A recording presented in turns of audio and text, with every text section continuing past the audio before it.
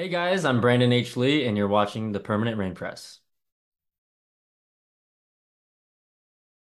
Hi everyone, it's Chloe with the Permanent Rain Press. Today I'm happy to be joined once again by Brandon H. Lee. How's it going?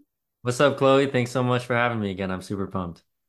I'm super excited to be speaking with you again. Of course, we'll be diving into season six, part two of Cobra Kai. I mean, what an ending, which we'll get into later on.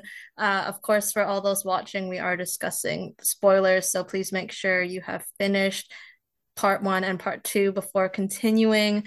Early on, we see exactly what Kwon thinks of Miyagi-Do's students in their hotel lobby introduction. How fun was it to play off of their opposing energies in episode six?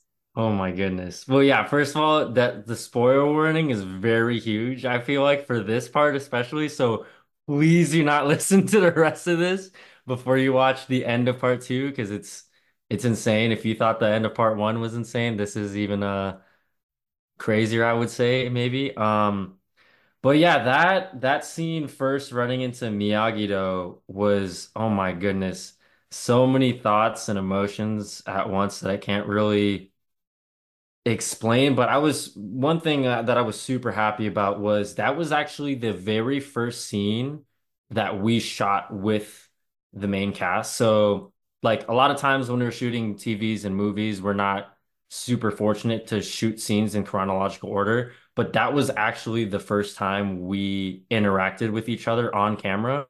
I think we trained probably the previous weekend and mo like met each other, but this was the first time like actually interacting on camera.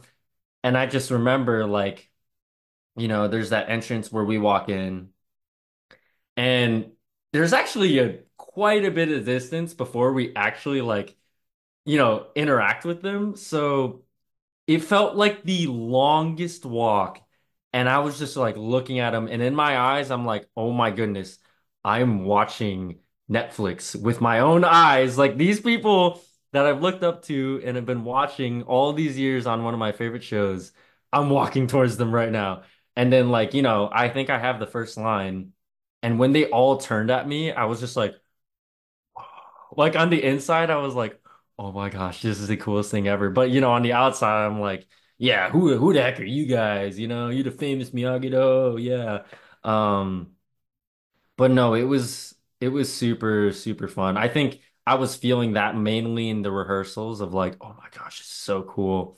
And then it would hit me like in between takes. But it was so much fun to play that scene and shout out Joel who was directing that as well. I think that's when I really gained a lot of my confidence with Kwon. Um, because I think that's when I don't know if they kept it. Keep in mind, whoever's watching or listening to this right now, I have not seen part two yet, so I don't know what they kept in. But Chloe, maybe you can tell me, did they keep in that part where like Kwon like try to make Dimitri flinch and he's like, oh, Yes, they did. okay. I was about to ask if that was scripted or improv. So that was improvised, right? And it was hilarious because Gianni, poor Gianni, didn't know I was gonna do that. And I was like, I really wanted to stretch how far are they gonna let me go? And Joel really let me go pretty nuts. So I scared him once and Joel loved it. And Joel just kept saying, do it every take after that. So I kept doing it. And Gianni just kept messing with me and was like, "Oh, you're scaring me. Stop it." But yeah, that was a ton of fun because I think that came to mind because I knew that Dimitri is kind of cocky in this moment, and he's kind of got new hairstyle. He's wearing like, a Nike jumpsuit or whatever. And I don't think it's a jumpsuit, but he's changing his swag. He thinks he's cool. And I know later on, spoiler alert, and the captain's or not the captain, the first time that Cobra Kai and Miyagi-Do fight, Quan just kicks him off the mat immediately, So I think I can kind of tell knowing that arc, I was like, oh, Quan is kind of here to humble Dimitri a little bit. So why don't we foreshadow that a little bit and give him a little flinch, So yeah, that was a ton of fun. That was one of my favorite scenes for sure. Yeah. Daniel or Yoon later on, he might also kind of go at Dimitri. I feel like that was a recurring thing, maybe throughout part two, but it was a kind of a great addition to, he does later on, he goes to Barcelona, he thinks he's like a changed person, and it's good to keep them grounded. Although I'm not sure it's Cobra Kai's job to do that, but we know that Kwon is also not impressed with Tory, and I wish we got to see a scene where they brought her in and introduced her to the team for the first time, which we didn't see in part two. That being said, can you expand upon Kwon's thoughts towards her as both a person, but also her skill set and what she brings or could bring to the team? Yeah, yeah, this is what's really fun about this show is that I think so much happens off screen, like, that huge ending with Tori all of a sudden joining, Cobra Kai. It's like, whoa, what the heck happened off screen? But you can kind of assume, and I think that's what makes it super exciting. For this too, I think there's a lot like that first interaction you said, like that we would love to see. We never saw that. I was never really told much of what that was, but you know, the first time they're on camera together, or I shouldn't say on camera, the first time they're interacting with each other, like with dialogue, you can tell that he feels a type of way about her. And I think it's funny because, as of right now, as we're recording this, at the end of part one, like people are saying like they're making all of these assumptions from Lee, like Quan literally standing next to Tori. They're just making all these assumptions, which is so fun. But um yeah, I think obviously he's not impressed, like you said. I think he thinks that she's undeserving of this spot in a way. But to be honest, I don't think Quan really cares about anyone but himself, really, and how his goals. So I think the only reason why he's upset in a way is like he thinks that she's a liability.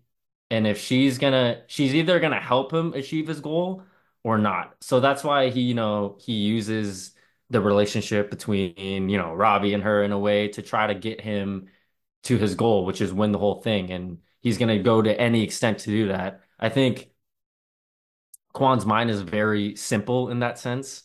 He's just like, okay, this is my goal. I'm gonna get there any way possible, no mercy, whatever it takes, I'm just gonna get there. So, um, I mean, I think he maybe after he sees her like charge in at Miyagi-Do by herself, he's kind of like, okay, a little bit like I guess she's like, she can do some stuff, but I don't think he thinks really much of it. Um, me as Brandon thinks Tori is super cool and Peyton's amazing at playing her. But no, Quan definitely doesn't really care much. Very accurate. And yeah, that was the Captain's War kind of moment where she took the lead on that one. And I think it's something to say that he knows that she's often distracted. So it can be the thing where, like you mentioned, either hurts him or helps him, and very not like a team mentality. But what do you think Kwon was told about Tori and Robbie's relationship? Like, did any information about them come from Kreese, or did he just gather it himself? I was actually questioning that as well. And then there was that really short scene. Again, I don't know if maybe it's a deleted scene. I hope they put it in. It was this really short scene where like, Kreese, Sensei Kim Da-eun, and Kwon are in a hotel room, and Kreese kind of gives him orders, and he leaves, and then he wreaks havoc at the They bar. kept it, yeah. Okay, yeah. Then But he I think starts it up. was it was Uh-huh. only in the dialogue it was just mentioned to like put pressure on Miyagi-Do outside of like the competition. So Yes. that very much could have happened during that scene that we don't get to see, I guess. Yeah, exactly. Once I saw that scene, I was like, oh, okay. I think that, Kreese we've seen throughout 6 seasons and in the Karate Kid universe that he's very manipulative. He will do whatever he can to get that edge, like I said. And I think him and Quan are in the same in that sense of like, they're gonna do anything they can. And if they have to manipulate, they will. and they'll do it cold-heartedly. So I think Kwon is definitely open ears when it comes to that. He's like, oh, I can get this edge over this stupid Miyagi-Do team that you're hyping about. Like, okay, let's see what these kids are all about. This is gonna be fun, you know? Um, so I think definitely they have those conversations. Otherwise, he would just like magically know all of this stuff. I don't think he just magically knows, you know. Maybe he does his own spying. Maybe him and Kreese are in the brushes, you know, got their binoculars spying on Miyagi-Do off camera. Maybe you guys can see during some Miyagi-Do scenes there in the bush. No, I'm just kidding. But I mean, I think it's very clear that they'll do anything they can to get an edge. So it's very likely that they're discussing those things, you know, behind the scenes as well. Yeah. I feel like that is something they would do, but they would probably just pay someone to do that for them rather than be in the bushes themselves. But you never know. In the competition, Kwon, he's pretty invincible. Like he was invincible back home before going to Barcelona, but he faces his match with Axel of the Iron Mhm. Dragons. What do you remember from filming the Captain's War and Kwon's feelings with that quick defeat? Like, what did he think of his opponent? Yeah, a lot of things. You know, I think kind of what Quan is feeling in that moment is also what the whole audience will probably be feeling in that moment, where it's like, and I remember the creators told me this specifically.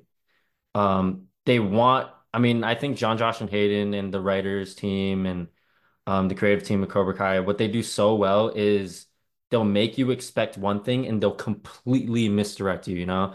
So we've set up Quan as this invincible character, the biggest of bads. And in that moment, I think their goal is from what they told me was they want the audience to realize that this is not just Cobra Kai versus Miyagi-Do again. This is the international stage. This is the best of the best, you know, like dojos from all over the world. So yeah, you know, Quan is wreaking havoc. He is at this really high level, but there's even a higher level, which is, I think, everyone right now, it's funny when I see all the fan edits and everything, everyone just keeps thinking it's only Miyagi-Do and Cobra Kai. And they're seeing now that it's like, whoa, okay, there's these other dojos that are really freaking good too. Um, so yeah, I remember like for me, even me, my ego as an actor and as Quan, it was like, really, you're gonna take me out that easily? Like, are you kidding me? Like, I was like mad, you know, I kind of channeled that, like, I just kicked the crap out of this whole team, and now I just get flipped onto my butt and like that. Like, are you serious? Like, I don't think I should go down that easy, you know? So it was like I had to play into that. It's like what the heck is this guy? Who the frick are these people? You know, the same feeling of when, you know, we first see Quan in episode 3. I think Quan has that same feeling towards Axel of like, who the heck did this guy, who the heck is this guy, and where the heck did he come from? You know? So yeah. I'm guessing they don't do much reconnaissance on their international counterparts. Yeah. Yeah. But I mean, for you to go up against Patrick, I mean, I'm guessing like in real life he is a lot kind of taller, and so you're. Oh And yeah. I know in the show, I think Dimitri, it's like who he makes a comment about Axel as well. Like, did this guy was he made in a factory? Yeah, yeah. No, yeah, Patrick is very, very tall. And Patrick, shout out Patrick. Patrick is an amazing actor and he killed it as Axel. He, I know, didn't really have much martial arts training beforehand. So for him to have to come up and, you know, one up this character that's a lifetime martial artist, it's got a lot of big shoes to fill. And I know he was very nervous going into it, but he worked his butt off and he improved so much, and I think he kills it as Axel. So shout out Patrick, and he absolutely killed it. He was amazing. Yeah. Now, for Quan, I mean, it can take such a big toll on one's mental psyche when you have all these expectations and all these and external pressures as well. Like you mentioned, Kwon, he seems to report directly to Kreese, so he takes orders from him to continue putting that pressure on Miyagi-Do outside of the actual competition. Is he not concerned about losing his own focus while focused on Miyagi-Do?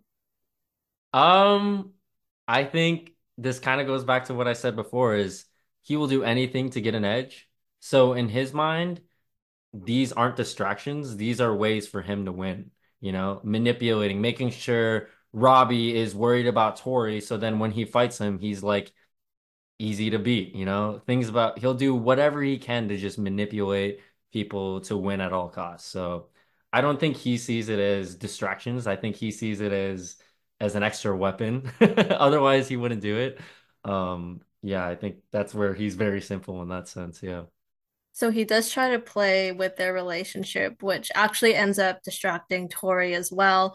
But was it ever hard to keep that straight and serious face and cocky demeanor when you're standing, so close face to face with Tanner? Um, in some ways, yeah. Surprisingly, no. I think Tanner and he was definitely someone I very much gravitated towards.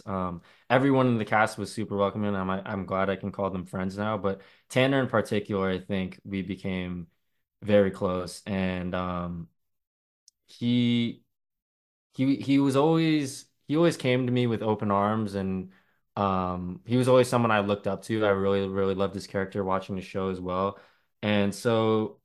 I think this is where off-screen chemistry kind of translated to on-screen. And it's so funny, like in between takes, we're goofing off and all of this stuff, we're messing with each other, but we're also, I think we have a very similar mentality of playing when we play and working when we're working. And a lot of times that bleeds into working because to keep that lifelessness and the creative magic alive. Um But it was awesome. Like during that, I mean, I when I saw that in the script, I was like, yes, this is so awesome. I get to mess with their relationship because, I am rooting for Robbie and Tori as a fan, but the fact that I get to play a character that tries to ruin that is so much fun. But yeah, no, that scene was a ton of fun. And yeah, I think just because I mean, Tanner is such an amazing performer that even if I'm like goofing off camera, the moment we're rolling and he's just in it, I can't help but stay present with him and in character. And I think this goes to what I was saying before of like, when I was fanboying on the inside. I say this, but I think the reason why you can't catch it is because the cast is so amazing that it just locks me into the moment and puts me into the character right away, and I'm not even thinking about those things. And then when they say cut, I'm like, oh my gosh, I'm a fanboy. But no, in the moment, it's just like there's something about their eye contact. They know their characters so well by now, 6 seasons in, that they bring it to life like no one else. So yeah, no, that scene was definitely one of my favorites to shoot. Yeah. And with them, it's so funny. Like the delivery of Kwan's lines when they're on the mat, and he's like the lovers quarrel. Like the way that the delivery of that is so on point, and it's just so kind of teasing in the way he says it as well. The final round of the tag team competition against Miyagi-Do, once again, Kwon, he comes in super confident, but he senses a new power in Robby that he hasn't seen before, and he rejects a request to tag out. Take me through that sequence leading up to him getting kicked in the face and Cobra Kai being eliminated. Yeah, that was, I think Tanner and I both said that was probably our favorite fight we've ever done. That was so I mean, the brawl was, they all are in ways, but that one in particular, that day was crazy. I also have a side story with that, but I'll get back to that later. Yeah, I think. Kwon is the whole time, he says that line where it's like, it was something like, finally, like when Tanner tags or Robbie tags in, Kwon's been waiting for this moment, he wants to see what he's got, and I think he's kind of like, oh, okay. That's what I love about this whole fight is the stunt team choreographed it so well. You see the whole arc of the relationship in that fight as well. It's not just choreography. It's like you see the what is going through Kwan's brain, and I think for me it was like, okay, okay, you got a little better, nice. And then now it's like, what the heck? Wait, why am I losing? And then this is where. And Tanner and I also talked about this. Um, Once he starts losing, in the way that Quan works is he thinks that rage makes him stronger because it has in many ways, you know? And I think this is the whole thing of the whole Cobra Kai dojo is like use that anger, the stuff that Kreese uses. But Robbie has lived that. He knows the power in it, but he also knows the cons in it. So even though technique wise, Quan might be much more advanced and experienced, Robbie gets the mental edge of, oh, I know who you are. I've been there and I'm going to use that against you. I'm going to keep pissing you off. I'm going to keep humiliating you and you're going to dig your own grave pretty much. Um, but you know what's the super amazing story outside of that and is originally in the script. I think I'm allowed to say this. I'm just gonna say it. Originally in the script, it was the way that Robbie was gonna knock out Quan was he was gonna launch off of Hawk and then kick him and knock him out. And we rehearsed that like through everything. And then on the day they ended up changing it. And Tanner and I were super upset. We thought that it was like so good that they had that launch off.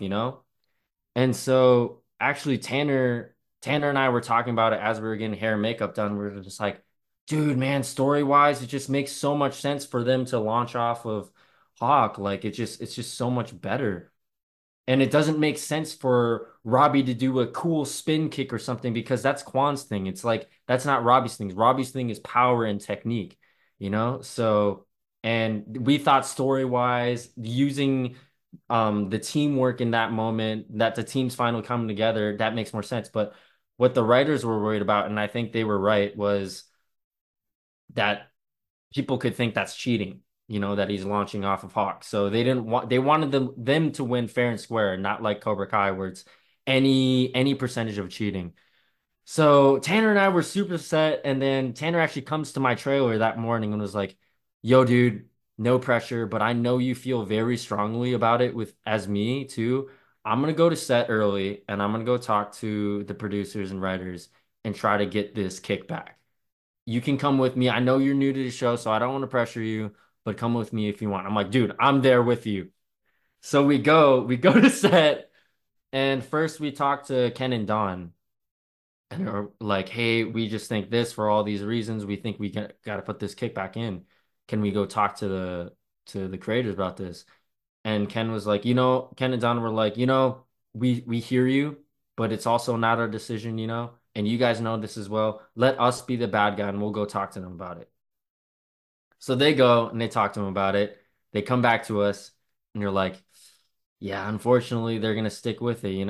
And Tanner and I were like, dang it. So we're trying to think of solutions, and the only thing we can come to mind are like cool tricking kicks. And it just doesn't make sense because Kwan's just doing that the whole time. Why would Robbie do the same move? And so then Don, the fight coordinator, is like, how about we do a tribute to Bloodsport? It could be to Bloodsport, the movie. Just a clean flying sidekick. It could even be like a poster shot. And then he's like, yeah, maybe Quan just takes it to the stomach and he falls down. I'm like, but on the script, he's supposed to knock him out cold. Like in this moment, it can't be like a kind of a win. Like Quan's just gotta lose hard. And I was like, hey, Don, what if I try to do the same kick in the air at the same time, but then I get kicked in the face and I get knocked out? And he was like, "Can you do that?" And I'm like, "Yeah." And then we were like, we just rehearsed it a tiny bit and we're like, "Okay, let's do it like this, okay?" And we're like, "Okay."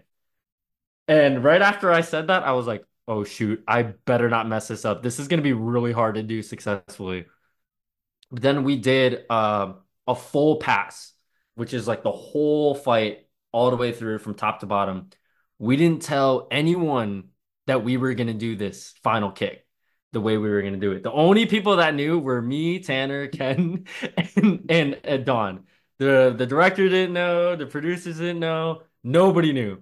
And we built up to that moment and boom, landed it. I fell straight on my face and knocked out. And it was just like everyone erupted when they called cut.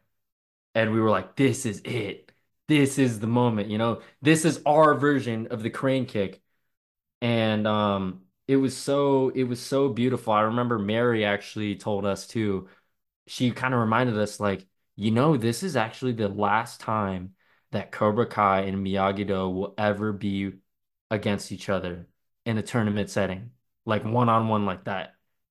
And that was just made it hit even harder of like, oh my goodness, like yeah, like that really is that moment, our version of this. Of course it's not as iconic as their crane kick, but what's amazing was we were hearing the day they created the crane kick, apparently they had the same issues of like on the day everything was changing and they created that in that moment. So it was just so it was chaotic. What we thought was chaotic ended up being the most like perfect ending to a fight. So sorry for that really long story, but I felt like I've been itching to like tell that story for the longest time because it was really the most magical thing I've really experienced on set. And Tanner and I still every time we see each other, we talk about that day all the time. Appreciate you sharing that story. And I mean, kudos to you for adapting to it. I know it must have been so disappointed. It seemed like you both really wanted to do the hawk kind of kickoff there, but I think it works so well, for the scene and especially like you mentioned, this is the last one-on-one moment kind of between those dojos and this big rivalry that was built up. So when he takes the loss, the kick to the face, does he place any blame on himself? Like, how is Kwon processing and taking in the defeat? Ooh, yeah. I think a lot of things are going through his head. Um, he's definitely very, very, very embarrassed and humiliated. Um, Pissed off because he knows he's the best one there, but he just got his butt whooped by this guy who he thought was nothing. Um, I think he does take matters in his own hands and like realizes where he's messed up. My analyzation of like what was going through his mind, because again, there's so much that happens off camera. So when you do see the characters on camera, I think there's a lot of work that we have to do as actors on like what happened off camera that makes them the way they are when you see them. Um, I think there's a question about this later, but I don't, if you don't mind me answering it now, I can answer it now. You can kind of see it when Quan fights Diego. For me, I think Quan has been very, very vocal when he's fighting. But I made a very conscious decision that fighting Diego, it's just like cold-blooded, just straight face until like the finishing blow, you know? But it's just like I'm here to do my business and I'm not letting anything get in the way. Because I think he did realize that he let his emotions get to him.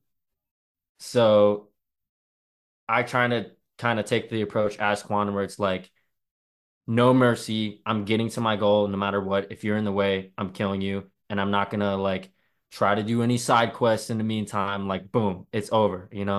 Um, and yeah, that was kind of like I think the mentality shift for him. And on top of that, this is where I really love that the creators and writers of the show are so open-minded to what we as the characters and actors have to say.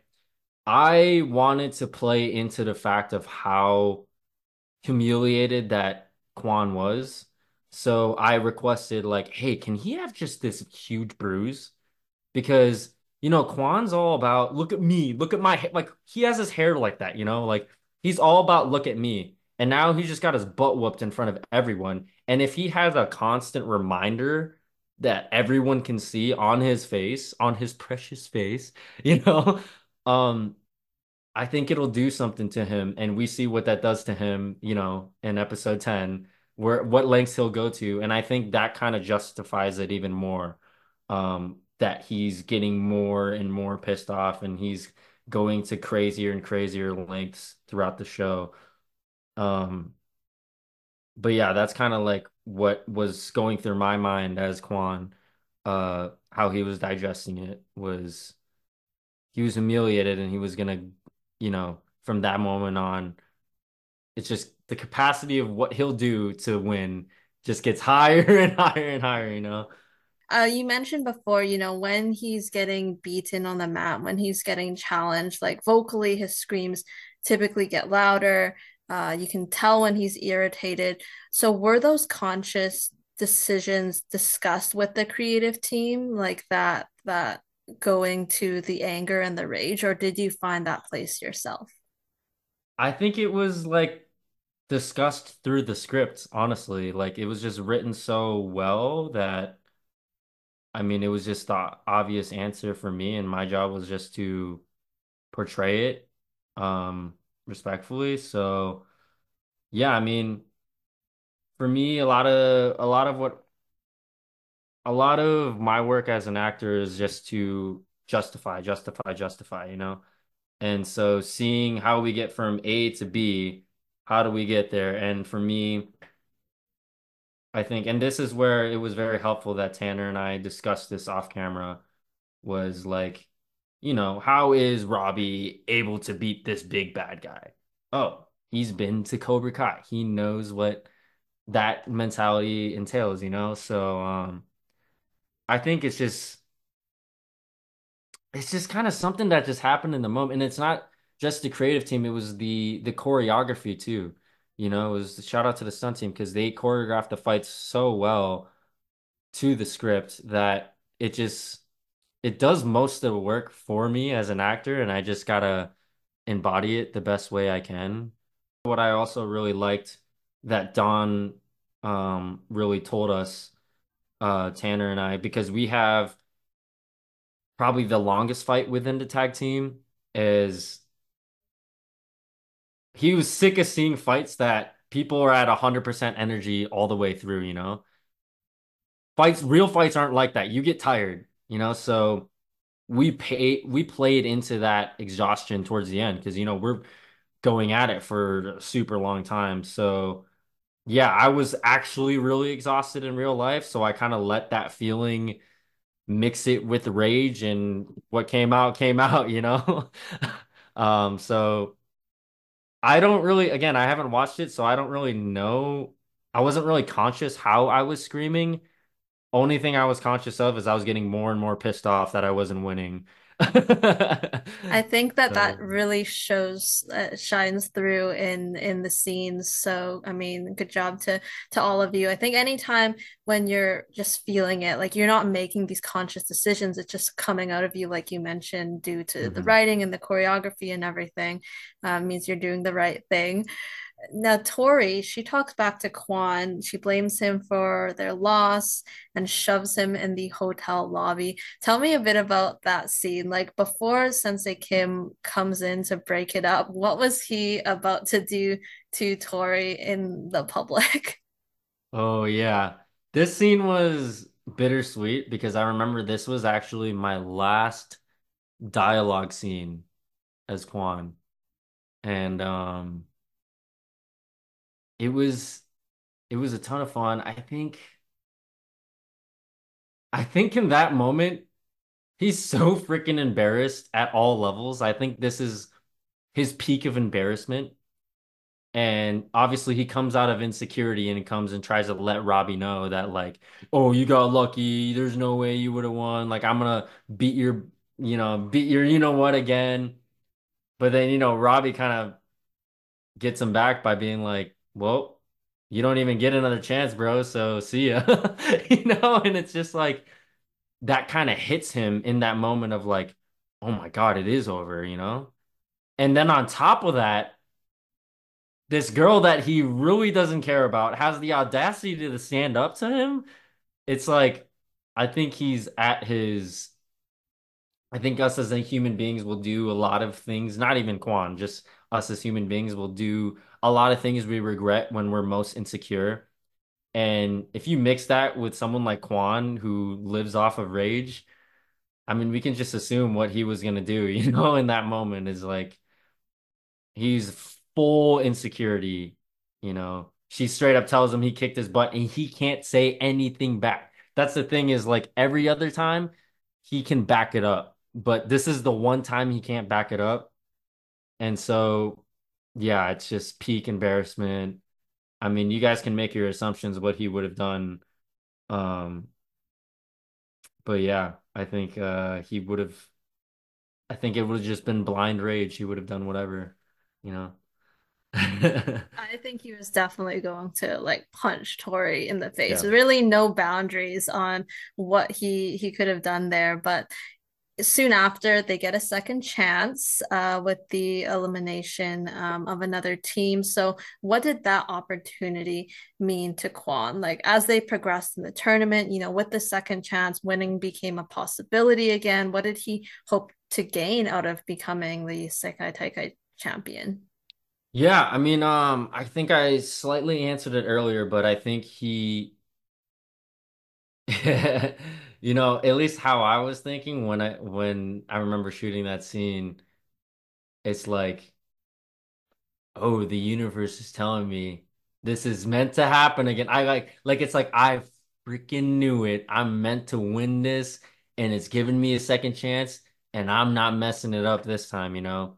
Um, so it's kind of like a moment of like I knew it. Like I knew there was no way I was gonna just go back home. Like I freaking knew it. Um, so yeah, I think he comes in with that cold-blooded attitude, like I said last time. I think he reflects on what he did wrong, so he comes in with a killer instinct attitude of like just stone cold. Um, and yeah, he's just gonna go back on the course that he thinks is meant to happen, which is win it all. And I think he just all he cares about is that everyone, as many people as possible, can know how dominant he is at martial arts. I think that's what he cares about. So winning it at this tournament will do that for him, and he just can live with that pride. To your understanding, was the positive drug tests a legitimate issue? Like there weren't any falsified records that led to the other team's elimination? Oh, sorry, what do you mean in that sense? Like, could that have been Like, fake? yes. Oh, oh, I didn't even think of that. I guess the answer Oh, there is maybe no then. If you weren't aware of anything, I'm assuming it actually happened. It was just so convenient for Cobra Kai. So that's true. I mean, who knows? Kreese could have done something. Kreese could have like slipped in a fake test or something. Who knows? I mean, I never thought of that. That's genius. Yeah. Maybe Quan did something too. Who knows? I guess we'll never know now. Yeah. But Yeah. Kwon, we talked about Diego already. Kwon's becoming more efficient, at least that present mindset. When did you find out about Kwon's fate, and who was the bearer of the news? When you were cast, did you know he Yeah. had an expiration date, or was it discovered throughout filming? So this is what it's been killing me to say this whole time. I've been saying it in part one interviews. I think I told it on this interview too. Remember when I said that Hayden pulled me aside and was telling me the whole arc? That's when he told me. And I was like, I remember he kept pulling me outside and I kept getting like called in to have to shoot. And by like the fourth time that he finally like pulled me out was he like, yeah, and then you die. And then he's like, and this is the first time that a character has died on screen. Like he was like telling me the weight of it. Like nobody has ever seen it, and a kid, the kid character out of everyone is gonna die. So he was telling me like this is gonna break history in the show. So um yeah, that's kind of how I found out, and I was just it made me all that more excited to shoot part two. And I remember I had to wait a whole month in between shooting episode three and then part two because they were doing pickups for other episodes in part one. So I was back in LA just training my butt off, like ready for part two. Like just super pumped. Was there ever any like sadness on your part, or was it the thing where it's built up to be something so monumental and historic, like for the franchise, that it just got you excited and maybe like, okay, make it good kind of thing?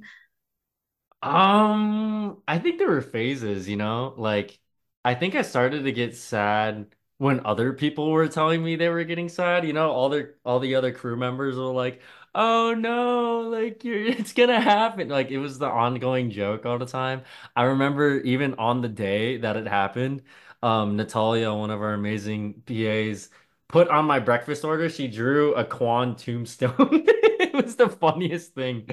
Um and like people were just making death jokes towards me all the time, which was hilarious. I love how everyone had dark humor. But I mean, it was mainly just it was a mix of gratitude and honored to be able to play such a big moment like this. Sadness, not in the sense that like I felt like they should have changed the story, but more so that I just didn't want to leave the show, Like I just want to keep filming with these amazing people, but mainly just like gratitude and to be able to go out and to bang like this. And yeah, it's just a lot of mixed emotions, but um no, definitely when they were shooting part three, I was getting mad FOMO. You're like, can I visit the set? Can I just hang Yeah. out with you guys, please? Yeah. Um, I was trying to find ways to, but yeah, yeah. I mean, actually, I don't know if I'm allowed to say that. Who knows? Is he really dead? Is he dead? Who knows? I But mean, yeah. I'll just say he looks pretty dead, but we won't get into the fact that I don't know, maybe will be resurrected. But you always think that it's going to be someone like Kreese or Silver. So like for me watching it for the first time, it came out of nowhere. Yeah. Now the brawl was absolute chaos. Tell me a bit about how that was to film and the work and rehearsals that went into it, because what we see in the show in episode 10 is like around 15 minutes or so, and it goes back and forth between the JoJo brawls and then Kreese Silver and Johnny. Yeah, that whole brawl was I can't even remember. I think I asked Don how many beats total it was, and it was something like in the thousands. It was insane. And then on top of that, we had to cut a bunch out on the day. Honestly, because that was like when we shot the brawl, that was the last week for me of shooting on the show. And I was just prepared to like I was telling everyone back at in LA like yeah, there's no way we're finishing this. Like, I'm probably gonna stay another week. Like, I was just completely convinced because I remember we had about a week in that stadium for episode 10, and we didn't even get to the brawl until like the last 2 days, I think. And I think 90% of the brawl was all on the last day we had there. And I was just thinking, like, there's no way we're doing this. But everyone locked in, cast and crew down. It was honestly, it was kind of a blur because we had to stay in that flow state. And I can't really reflect too much on it because it was such a blurb. It was just beautiful to look back on it now that so many people can come, be in one place and be on the same wavelength and have no ego and just think of just getting to the solution, you know. I remember one moment in particular that was so um I'm so grateful for and was super humbling was it was the moment, oh man, there's two parts in a fight. But the first one that I was talking about was when Axel and Kwon go at it, you know, and before the moment. I remember Sherwin, our amazing director, was like asking Don and Ken, "Hey, can you show us this bit that leads up to this?" And we were showing them, and Sherwin was like, "Hey, can we cut the choreography down?" And I knew in that moment that even though it's not in my place to say, Don has again 1,000 beats to worry about, and he knows the ins and outs of the fight, but he knows the skeleton. He doesn't know every single beat, you know? So I, in that moment, was just so locked in. I'm like, I know we're short on time. I was like, hey, Don, I have an idea of how we can cut this down, but still get to the same result. And Don looked at me and like kind of like a half a second wasn't saying anything and it was like show him Brandon and I was like it was the same moment of like I said something and I was like yeah I can do it and then I was like oh shoot I better be able to back this up and Patrick and I had run our fight ahead of time and I know he had I wanted to think of a solution where it wasn't going to be too much of a change because I know Patrick was practicing it on his own over and over again so we just kind of I kind of just found a way to cut, I think, about 40% of the choreography out, but still get to that same end moment and let it flow naturally. And they were super open to it and we're like, okay, let's shoot. And I was like, oh my gosh, that actually worked. But yeah, shout out to Don and Ken for being so open-minded to allowing me to, you know, although that's technically not my say, they knew that I do come from stunts, and all I was trying to do was just get the solution. Because in that moment, we're just trying to like that's where this crew, cast and crew, is amazing. Where nobody cares where the solution comes from. It could come from catering for all we care. Is we just want the best solution to the problem, you know? So I knew they thought like that, which is why I had the confidence to speak up. Usually I wouldn't, but yeah, they were super open to it, and that's how we did it. And yeah. What was with that headbutt that Kwon gives Robby at the start? Like, was that in the script? Because at the very start of the brawl, I think he headbutts him, so intent to concuss, maybe. Yeah. Yeah, I think in the script just the elbow is there. Um, and I think that's all the stunt team that choreographed that. The headbutt. Yeah. I just felt like it's just like the most out of blue disrespectful hit, and I was so glad that they put that in. Yeah. He's later kicking Robby viciously when he's down on the Hmm. mat. This is later on, further into the brawl.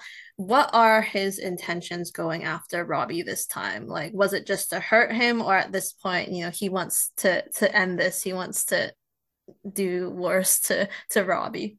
Ooh, yeah. Oh, this actually leads to that second moment that I want to talk about, so it's perfect. Yeah, I remember, and this is where Brandon and Quan kind of the the thoughts kind of mixed. I was like, "Really, bro? I just kicked this dude's butt. I know he beat me in the tag team, but does he really can he really take on both Yoon and I? Like that doesn't make sense. How does he take us both on? Like he shouldn't be able to take me on in the first place.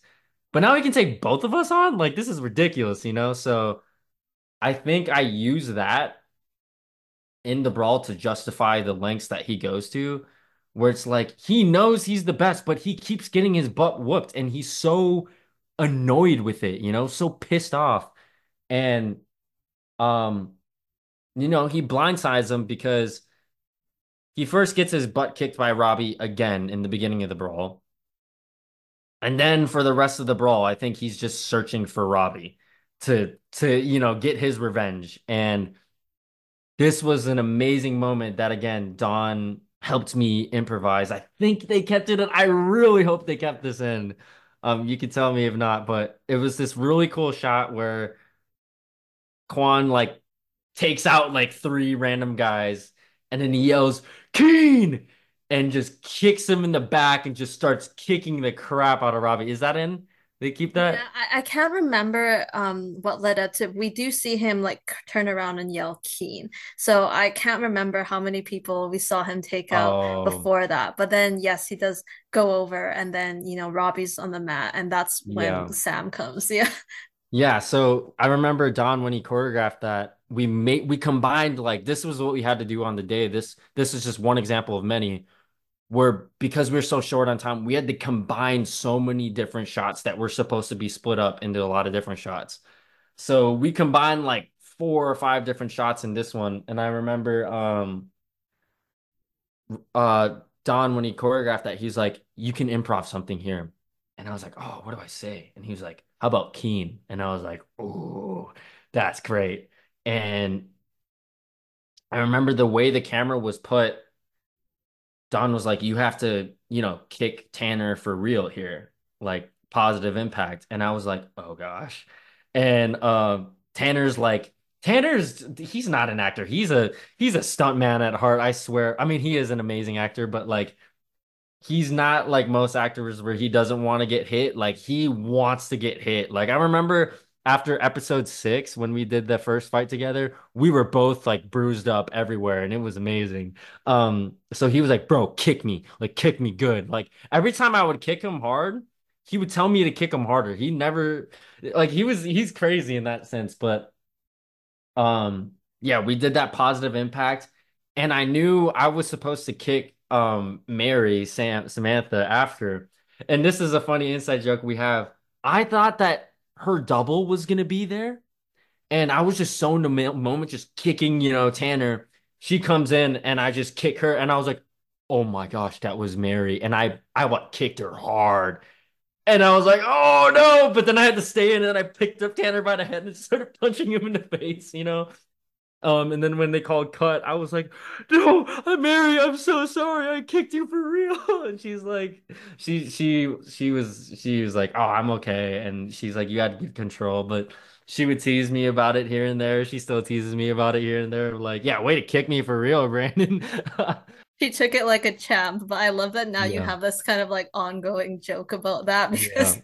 you really didn't mean to kick her so hard. Yeah, yeah, yeah. I blasted her too. Like it was bad. It was bad. I kicked her You really see her hard. get really like blown back in in the show. So I mean it Yeah, was recorded, so now you get to yeah. relive it once part two comes out. But after that, after he kicks Sam, he's then challenged by Axel. Again, this guy who he can't seem to beat. Take me through that sequence and those emotions for Kwon being kicked into the camera, first of all. This is like Mm. being streamed live and then seeing the eunjangdo on the floor and the decision he makes in that moment. Yeah. Yeah, this is the exact part that I was talking about that we came up with that solution to cut a lot of choreography out. And I was so happy because Dawn let me do, I think they kept it in, hopefully, when Axel throws Quan and then kicks him into the camera. But the throw, he let me do it. Like, he usually doesn't let the actors do the falls, but I was like, Dawn, please let me do the fall. I want to fall. So he let me. And then Dante Ha, my amazing stunt double, took the hit into the camera. But yeah, it's like, I think, he comes in and he knees him in the back, and they kind of have this look at each other. And I think Quan had a kill list. I think at the top of his list was Robbie, but right there with him is Axel. I think in a way Axel's even higher on the list because this is the one guy that is stronger than him, and in his mind, I think he thinks it's a fluke. Like he just hasn't figured him out yet. So yeah, I think he's like ready for the moment and he goes for that cool spin kick and misses big and then gets thrown by brute strength. Like I think their exchange is kind of the embodiment of brute strength can sometimes just beat fancy kicks a lot of times. And yeah, when Kwon, hits and falls into the camera, what I was thinking in that moment was just it's the peak, even more so than the tag team fight, peak rage and embarrassment. I think going into the episode 10, Kwon, like I said, is cold-blooded and he's like, I'm gonna keep these emotions in. But now he can't help it. Like he tried that new approach and it's not working. And he's so pissed off that he knows he's better than everyone here, but he somehow keeps getting his butt whooped. And, again, I had to justify why is Quan gonna go to the lengths of really like picking up a knife? So that's how I justified it in my mind. And when he sees the knife, how I justified it was like he feels like it's a gift from the universe or God, where it's like, oh, you're telling me, like I'm pissed off. I'm wondering why can't I find another way to win? I'm trying to find new ways to win and I can't. You're telling me right now this is the way to win. This knife right here. And I think he kind of is at this delusional point where he thinks it's comical. Like, okay, you're testing me? You think I need to kill someone? Fine, let's do it. This is a test. I'm willing to take it. And at first he kind of has that first person that comes to mind is Robby and Miyagi Do, and then boom, he sees Axel. Axel distracts him. Like I think in that moment, he's just seeing red. He doesn't care about any type of justification. He's just gonna go off of his instincts. So then when Yoon bumps into him, he sees that mother effer in his mind and he's gonna go. I think he tries to distract him with kicks at first. And then, oh, this was also what I loved. Don and Ken always, especially that by this time, they were like, dude, you go crazy. Like they gave me full reins to kind of tweak choreography. And I think we had alternate endings at first on how the choreography would be. In my mind, I thought they were a bit too predictable and didn't fit the character in a way. And I was like, hey, what if I try to do this fancy kick midair, but then he kicks my leg midair and I fall on the knife? I think this is where my stunt background like helps me think of these ideas. And shout out to one of my amazing mentors, Andy Chang, who is a member of the Jackie Chan stunt team, and I worked for him on Shang-Chi. Um, and I worked with him on a movie in Budapest called Knights of the Zodiac as one of the core stunt team members, and we were designing fights for like 3 months straight. I was on the other end of being as a stunt team member where we're designing fights for the actors 24/7 all day, like literally 9 to 5, even longer.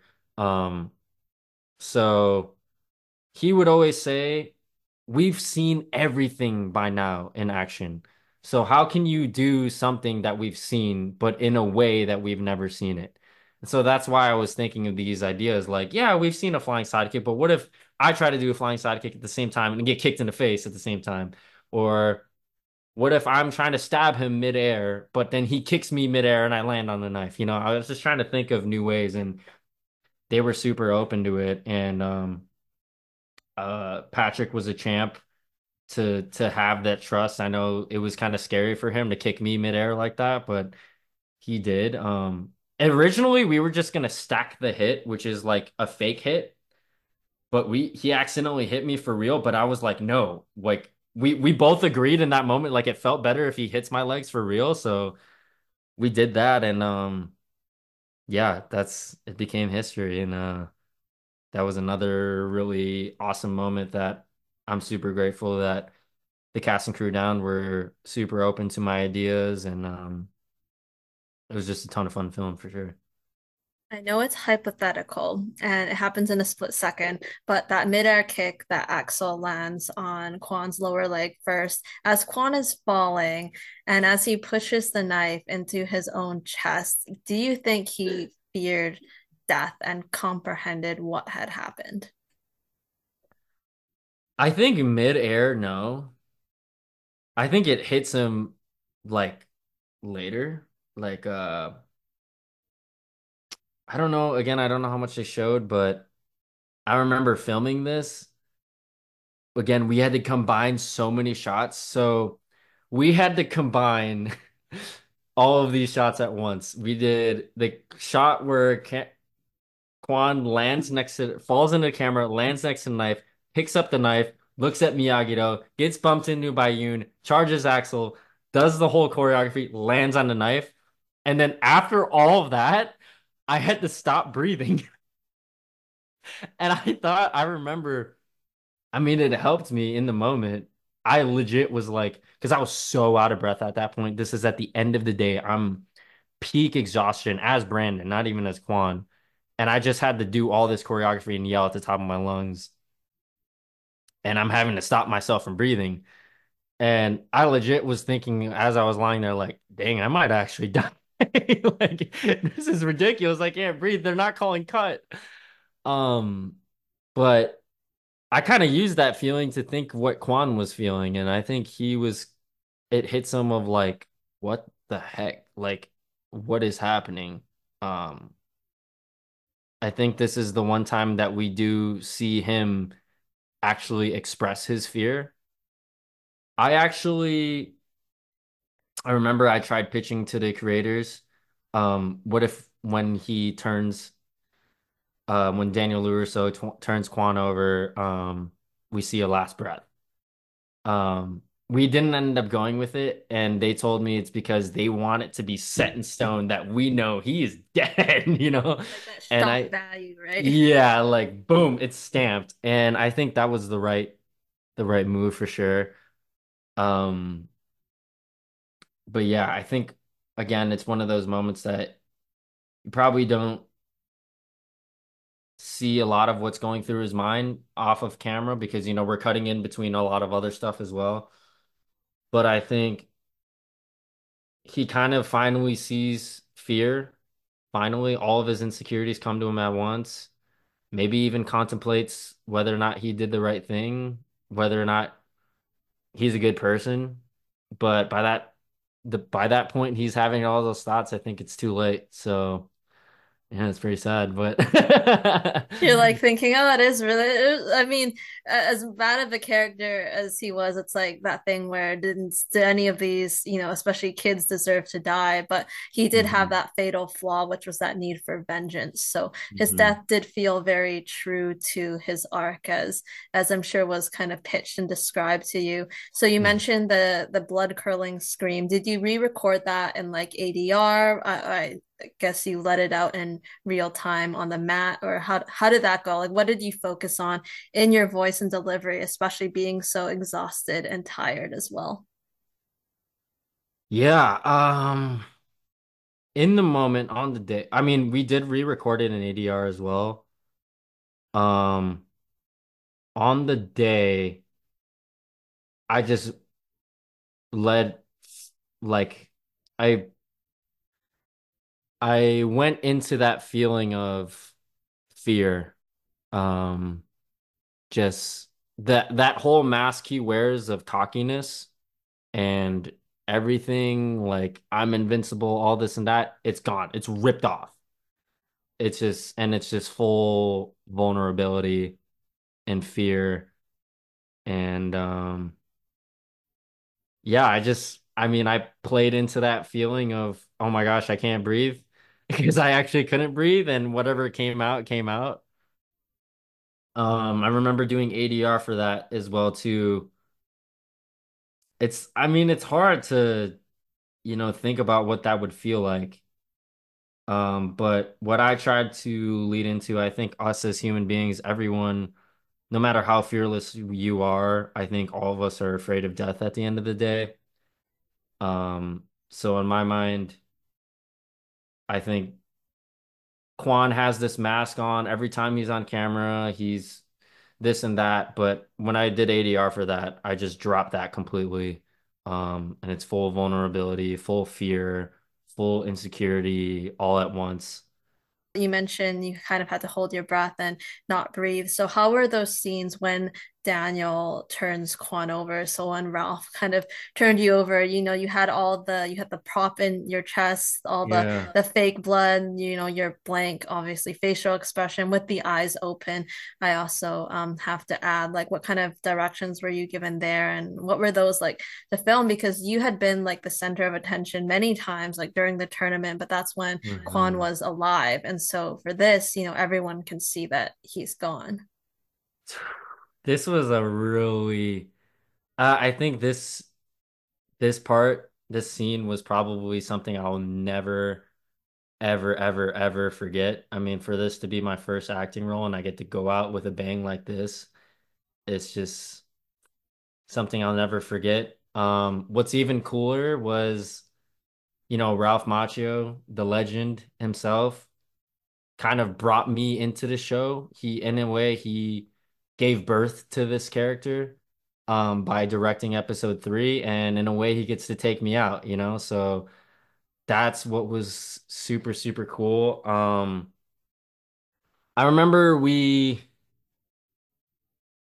cut again in the beginning of the day, the props people and the special effects people, they pulled me aside and explained to me how all this was going to work. And in the back of my mind, I'm like, we're not going to even get to this today.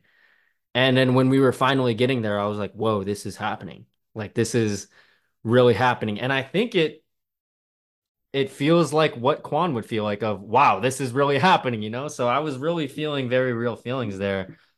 Um, and it was just so, even just blocking it, because whenever you work with weapons on set, they take it very, very seriously.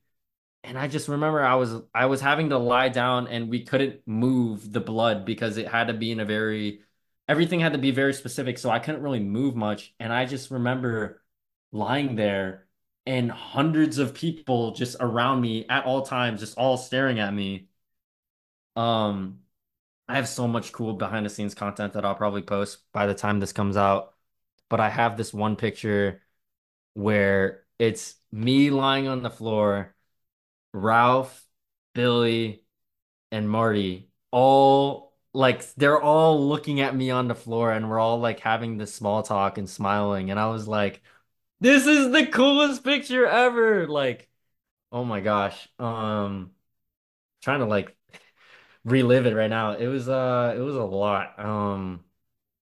I remember trying to hold my breath. Like, it was funny. I was like, how do I just play dead? I just gotta hold my breath and stare into the nothing, right? And um Ralph, I remember he had to turn me over, right? And I remember my the prop knife was kind of like a little dangly. So I remember he was having real tears, but I couldn't look at him, because I'm just having to stare into the abyss. And he's turning me over, and the knife is going ding and moving, and the director's like yelling like, "Hey Ralph, can you move the knife so it doesn't move, make it so it doesn't move." And Ralph is just poor Ralph.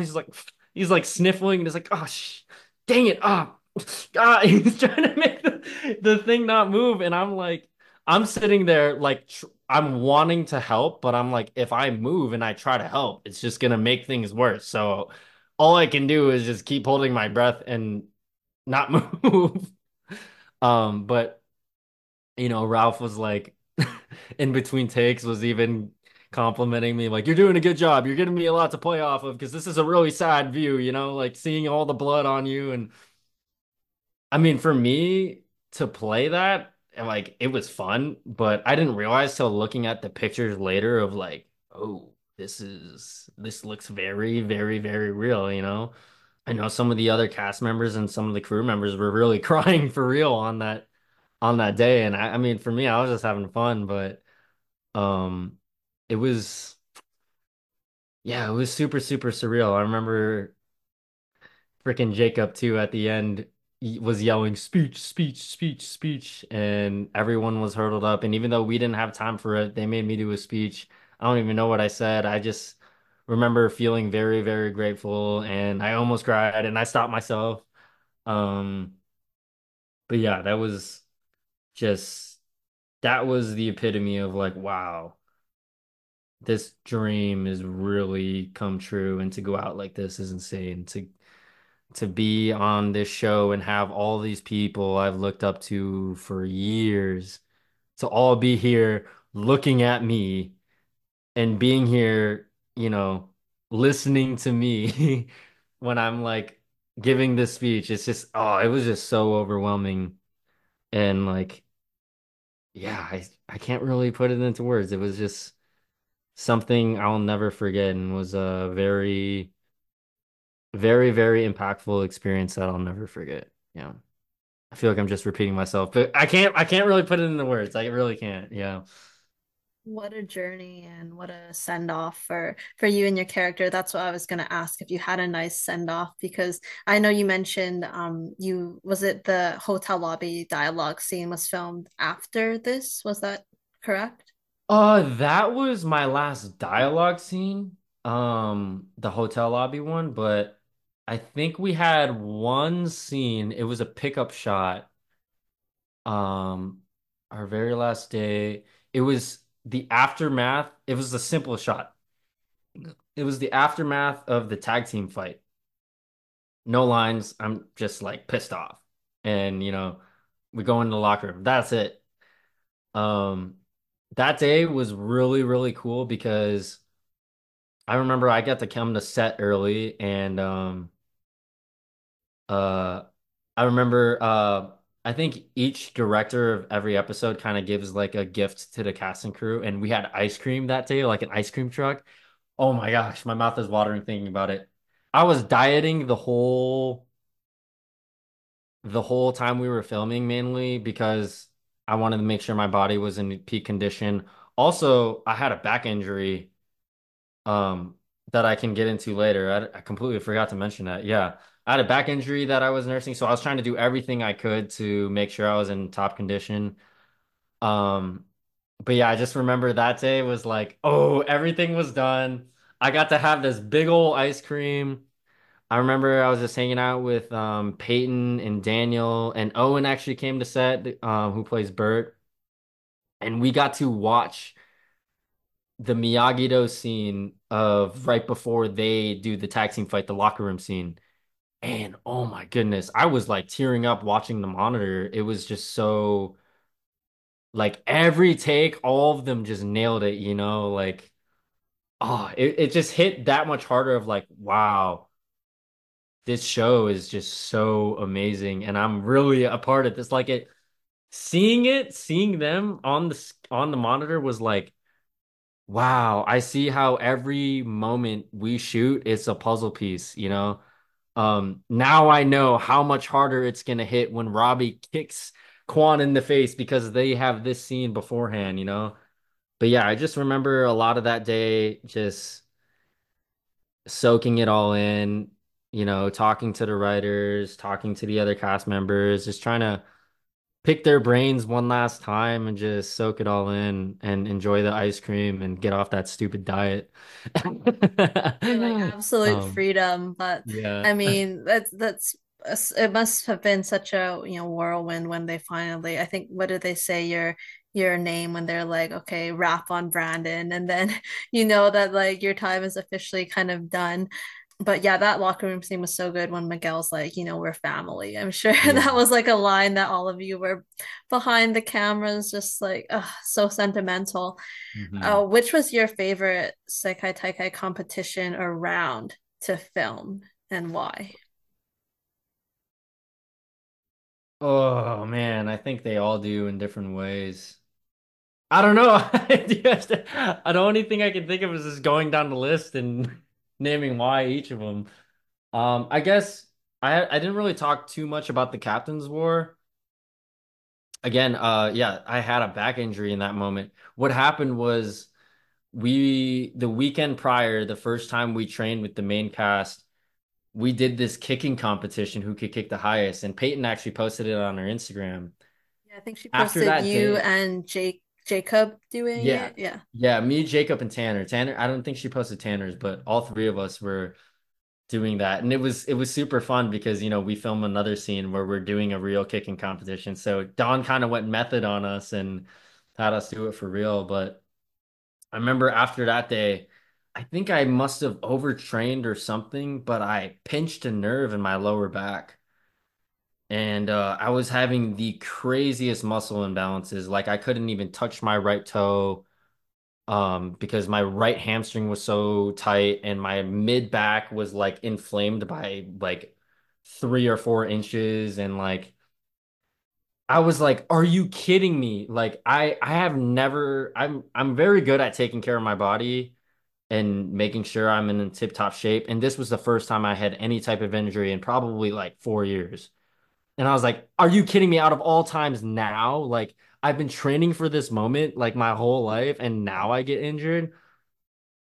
But to be honest, it was a huge learning experience. It was just one of those things where you have to, film is forever. You got to suck it up. The people that are viewing don't know or don't care whether or not I'm injured or not. So I got to bring my best. And it's one of those moments where you just take painkillers, put icy hot on, stretch as much as you can, and just let the adrenaline do the job.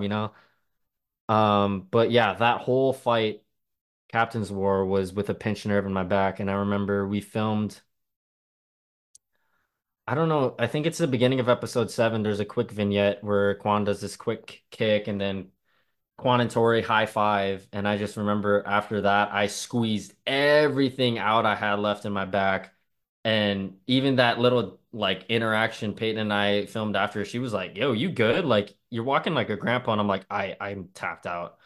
But thank goodness we had a week where I went back to LA and I got to go to my chiropractor I always go to. He fixed up my back and we were good. But yeah, that in a way was probably the biggest challenge was mentally was to stay in that zone and just bring my A game even though my body was super messed up. The tag team, I think tournament wise, the tag team was definitely like that whole day was just magical in its own way. And the brawl too in two completely different ways. But um yeah, if I had to give it to something, it was probably the tag team. The tag team just because of the legacy behind it. Um, so much story and relationship was being resolved and told in that fight on all ends.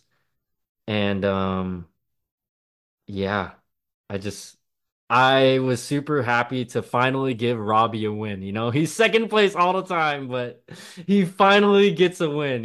So yeah, for sure, yeah. Good on you for fighting through that injury, and I'm glad that it didn't last, the whole duration of your shoot there because that would have been, I'm sure, a nightmare to deal with, and you don't want to risk further injury as well.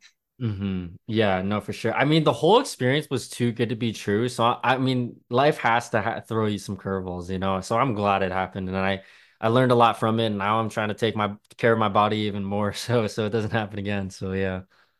I do have to ask, I'm not sure if you can say, but you mentioned like with the knife that Quan took, and the fatal blow, were there other kind of ways that he could have went? Oh, like died? Yeah. Or was it always going to be like somehow he got the knife to the chest? I think it was always somehow.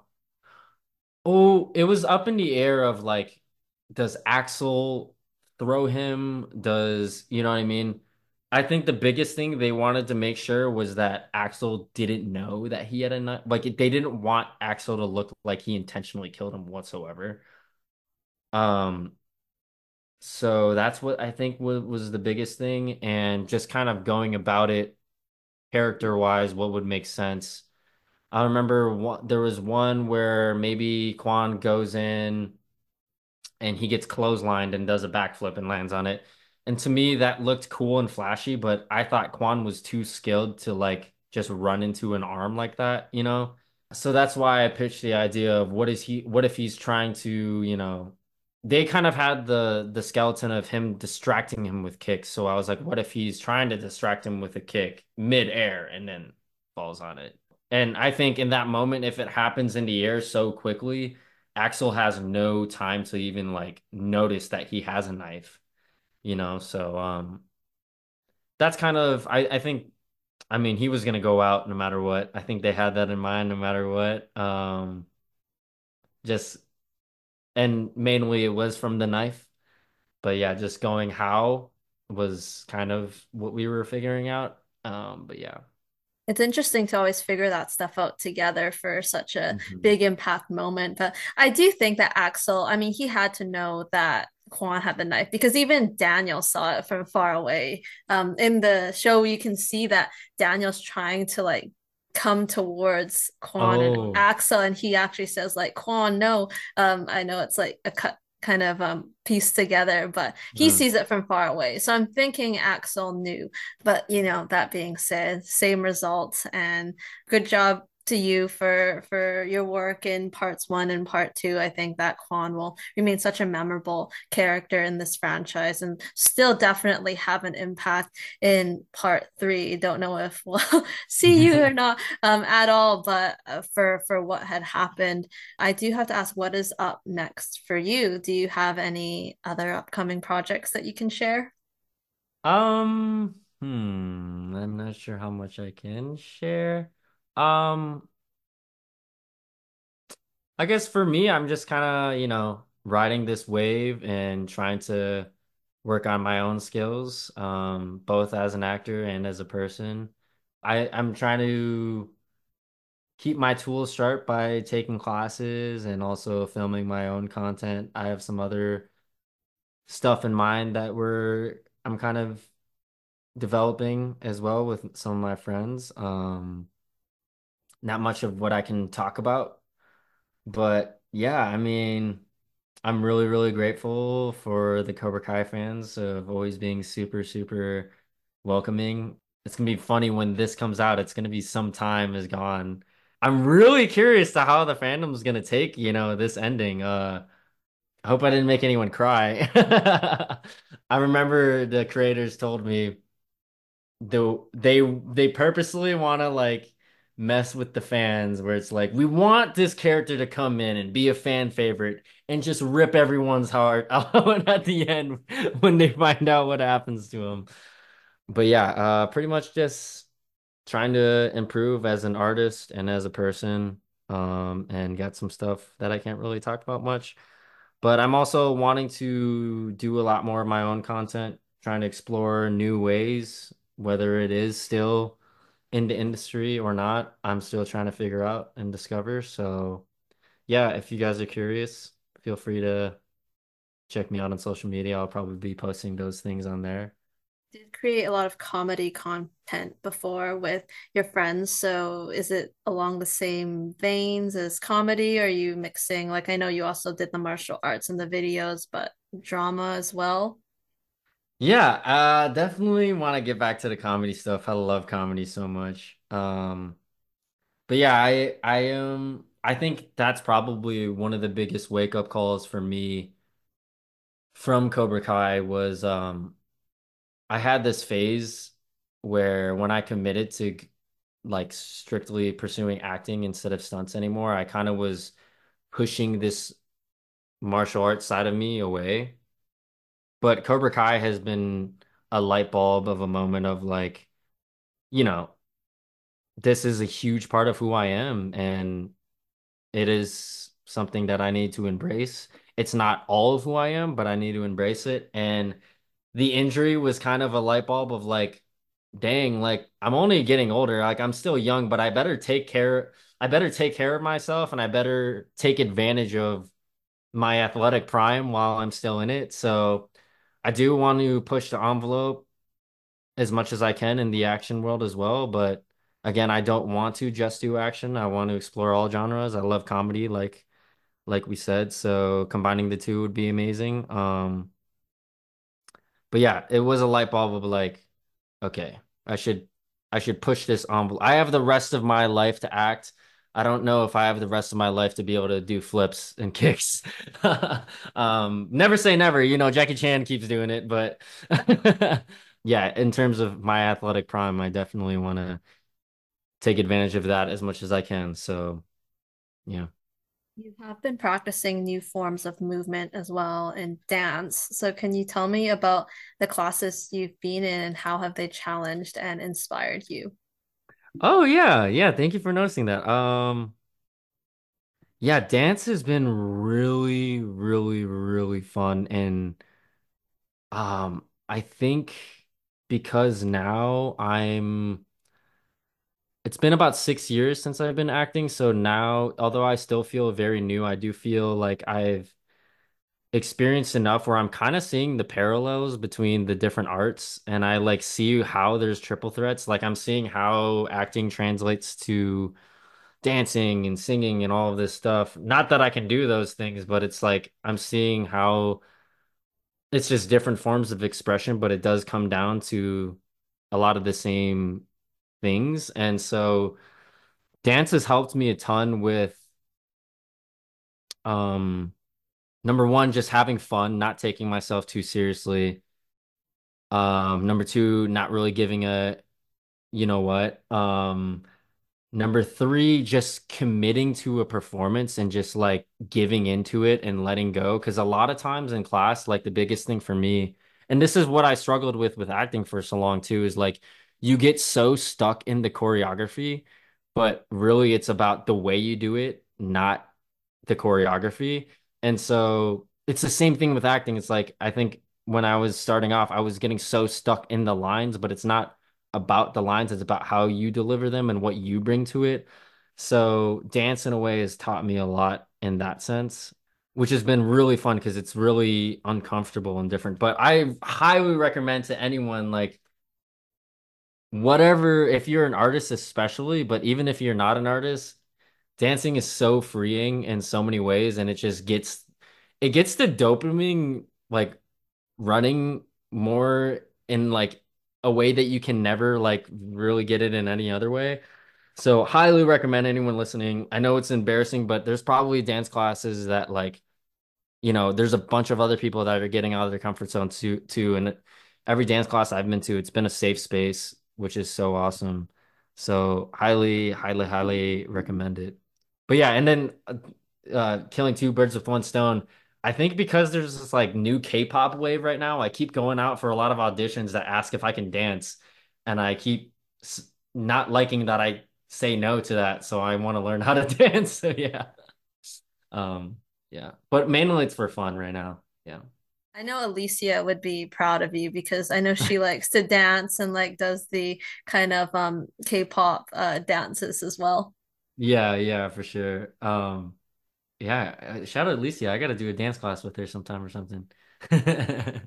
And the studio you've been going to is that Movement Lifestyle out Yeah, in yeah. California. Yeah, ML Movement Lifestyle in Burbank. Yeah. And those classes are so everyone's so supportive as well, so I'm sure that helps.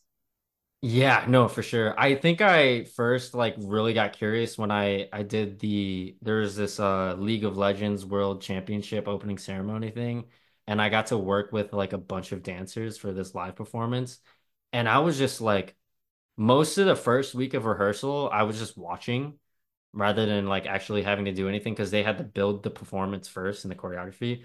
But I was never bored once, like because those dancers are just they're so amazing and they pick up choreography like I don't even know how they memorize it all. And but the biggest thing I loved was their energy, their like how unapologetically they were themselves and how welcoming and like the space is so safe. Like nobody really cares about like nobody judges anyone, which is awesome. So yeah, again, highly, highly recommend it to get out of your comfort zone and go to something like that because there's really nothing like it. Yeah. I have one more question for you. If you were to compete on Master Chef, what would you make as your signature dish and why? Oh, whoa, this one came out of nowhere. Like, do you mean as in like that I'm confident that I can cook well? Oh, dang. Okay. I think for me, I'm a huge KBBQ guy. I think I'm really good at grilling some good old pork belly, some samgyeopsal. I've just been eating that nonstop lately, and I've gotten like the perfect ratio of crispy and juicy now. So just, I mean, it's not very difficult, but just grilling pork belly. Yeah. So just the pork belly on the plate, and that's all. Are you gonna do like a nice little green salad with it, cabbage salad? Ooh. Lately I've been just doing that and like some grilled kimchi with it. That's also the timing on when you grill, it's really good and important. Maybe just because I've been eating it, an arugula salad after, maybe some squash in there. Um, yeah, I don't know. You're thinking, I'm wait, not very does good at that go cooking. together? I mean, I love like Korean barbecue as well. So the Yeah. pork boil belly sounds really nice. Thank Yeah. you so much, Brandon, for taking the time to chat again. I really appreciate it. Yeah, of course. Thank you so much for having me. You asked the best questions, so I really appreciate you taking the time to, think very in depth for all these questions and stuff like that. I always give the longest answers for you because you give the best questions. So yeah, thanks for having me on the show, and I hope the viewers enjoyed the new season and also enjoyed this conversation. Of course, well, hopefully we can chat again in the future with new projects that you have upcoming. But until then, for all those watching, make sure to catch Brandon in Cobra Kai season 6. Part 2 is out November 15th, and we will see you next time. Bye.